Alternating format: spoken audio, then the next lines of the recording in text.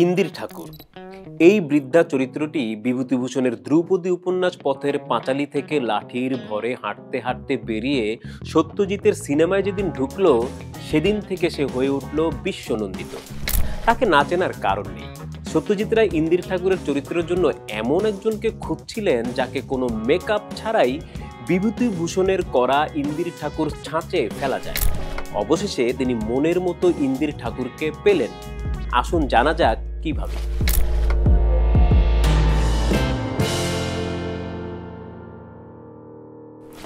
পথের পাঁচালী সিনেমায় ৭৫ বছরের যে বৃদ্ধা ইন্দির ঠাকুর চরিত্রে অভিনয় করেছেন তার নাম চুনিবালা দেবী। থাকতেন কলকাতার পাইকপাড়া এলাকায়। তার আগে অপু, দুর্গা, সর্বজয়া সহ প্রধান প্রায় সব চরিত্রের অভিনয় শিল্পী নির্বাচনের কাজ শেষ। বাকি ছিলেন ইন্দির ঠাকুর। সিনেমাটিতে সেজ ঠাকুরুনের চরিত্রে যিনি অভিনয় করেছেন সেই রেবা দেবী চুনিবালার সন্ধান দিয়েছিলেন। সত্যজিৎ রায় চুনিবালাকে দেখে পছন্দ হলেও সন্দিহান ছিলেন। ৭০-৭৫ বছরের বৃদ্ধার পক্ষে আউটডোরের এই হাড় ভাঙা খাটুনি সহ্য হবে কিনা। তারপরও শুরু হয় শুটিং। যতদিন পথের পাঁচালী সিনেমার শুটিং চলেছে ততদিন চুনিবালাকে নিয়ে ভয়ে ছিলেন সত্যজিৎ রায়।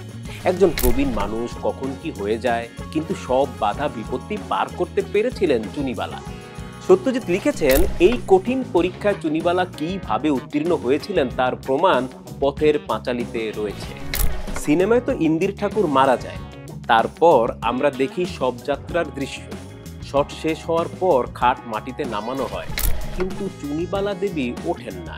সত্যজিৎ লিখেছেন, আমরা ওর মুখ চাওয়াচাওয়ি করি। ব্যাপার কি? বুকের ভিতরটা ছ্যাদ করে উঠল। সবার মুখে আতঙ্ক, চুনিবালা কি আর নেই? তবে কয়েক মুহূর্ত পর চুনিবালা কথা বলে ওঠেন। জানতে চান শট কি শেষ?